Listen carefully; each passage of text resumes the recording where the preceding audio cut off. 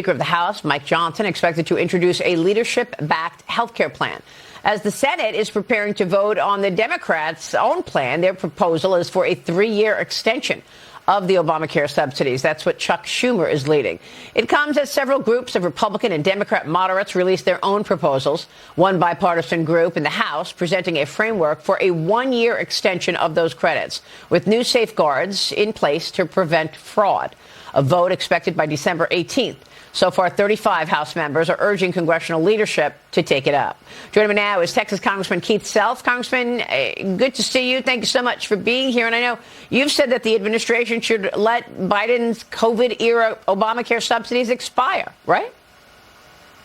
Absolutely. These are Democrat subsidies. They set the timeline. They set when they would expire. This is $40 billion a year. You got to understand, $40 billion a year. The 3 years would be over $100 billion. And frankly, absolutely no Republican has ever voted for subsidies on Obamacare. Why would we start now? Why don't we look? The attention on Obamacare, the failure of Obamacare has been wonderful. But let's don't exacerbate it by extending these COVID-era temporary subsidies. Let's let them expire. Let's take the time to reform Obamacare.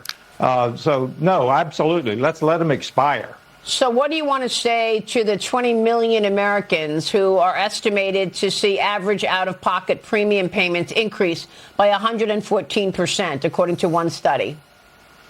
Well, I will tell you the temporary subsidies that we are discussing this morning are a very small part of those premium increases. The premium increases, by and large, the vast majority of them actually are the normal subsidies. So we're piling subsidies on top of subsidies just to keep Obamacare breathing. Interesting. All right. So you're not expecting a vote in the House on the Democrats' plan. Is that right? I mean, Chuck Schumer wants a 3-year extension. You know that. I know that. And I don't expect the leadership will bring that to the floor of the House because that's a non-starter. All right, let's talk about the annual defense bill, because lawmakers are unveiling this annual defense policy bill, and it authorizes a record $901 billion in national security spending next year. That's even larger than what President Trump requested. The bill also providing $400 million in military assistance to Ukraine. And Zelensky is going to be meeting with European leaders today in London for peace talks after another weekend of drone and missile attacks by Russia. President Trump told reporters last night where things stand on that peace proposal. Watch this. I'm a little bit disappointed that President Zelensky hasn't yet read the proposal. His people love it, but he hasn't. Russia's fine with it. Russia, I guess, would rather have the whole country when you think of it. But Russia is, I believe, fine with it. But I'm not sure that Zelensky's fine with it. So your thoughts first on the national defense bill, sir? Well, first of all, there's a couple of red lines in the NDAA bill. First of all, we were promised, conservatives were promised, that an anti-central bank digital currency language authored by Tom Emmer, the whip, would be in the NDAA. Our initial reading of it, we've had it for hours now, is that it is not in there. And then there is no anti-abortion language either. So as we fund our military, there are red lines that we need to put in here in the NDAA. So that's my initial thought for the few hours that we've had it. Well, it sounds like that's not getting done this year. I would be very surprised if we do it in the near term. But we have to pass an NDAA because it's one of the must-pass bills we have in Congress. We've got to fix it and get it passed. If you don't pass that by the end of the year, do you jeopardize the Democrats shutting down government again at the end of this funding cycle on January 30th? It would give them an issue. So let's get the bill fixed. I mean, your point is well taken, Maria. We've got to pass the NDAA, but it's also got to be something that can get 218 votes in the House. I urge the leadership to fix this bill. Yeah, and you want it fixed in specifically, you want Tom Emmer's proposal in there.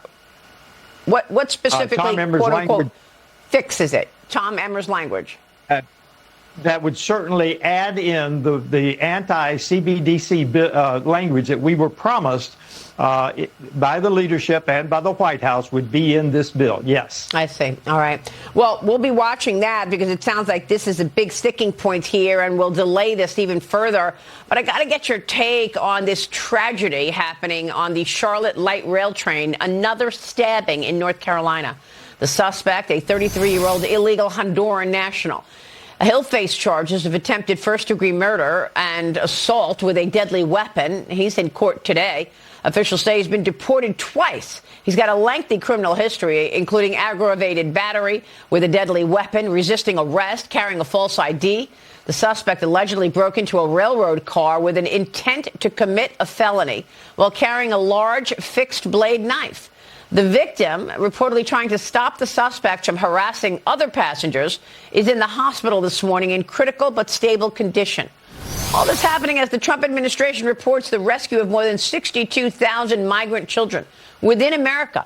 They've been taken out of danger, including sex trafficking, forced labor.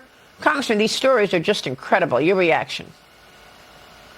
The stories are incredible, and this is exactly why President Trump has stopped all immigration from 19 countries. We started the flow back the other way to repatriate these illegal aliens. We've got to step that up. As Stephen Miller and Tom Homan have said, we've got to do better in finding these people and getting them out. This is the results of the Biden administration averaging on every month 185,000 illegals coming into the United States. We've got to do better, Maria, finding these people and getting them out of the United States because our people are in danger. And frankly, it seems like the illegal immigrants are getting bolder, maybe because they're not being prosecuted by the Soros-funded DAs. But let's get them and get them repatriated to their own countries. All right, Congressman, we're going to be watching your work on all of the above, particularly that NDAA. We will be checking back on that, certainly. Congressman, it's good to see you this morning. Thank you, sir. Thank you, Maria. Congressman